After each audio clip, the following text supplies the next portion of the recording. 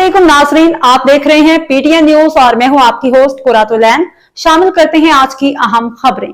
बलूचिस्तान पाकिस्तान का फख्र, मफादात से बालातर होकर काम करना होगा। Field marshal Rawalpindi field marshal Syed Asim Munir ने कहा कि बलूचिस्तान पाकिस्तान का फख्र है, मफादात से बालातर होकर काम करना होगा। पाक फौज के शोबा ताल्लुकात आमा ISPR के मुताबिक फील्ड मार्शल सैयद आसिम मुनीर ने जनरल हेडक्वार्टर GHQ में 17वें नेशनल वर्कशॉप बलूचिस्तान के शुरका से मुलाकात की।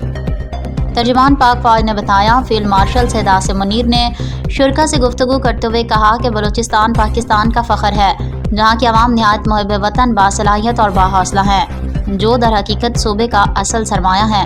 उन्होंने विफाक और सूबाई हुकूमतों के जारी तरक्याती मनसूबों का जिक्र करते हुए कहा कि ये इक़दाम अवामी फलाह बहबूद को मद्देनज़र रखते हुए बलूचिस्तान के समाजी और माशी ढांचे में बेहतरी लाने के लिए किए जा रहे हैं।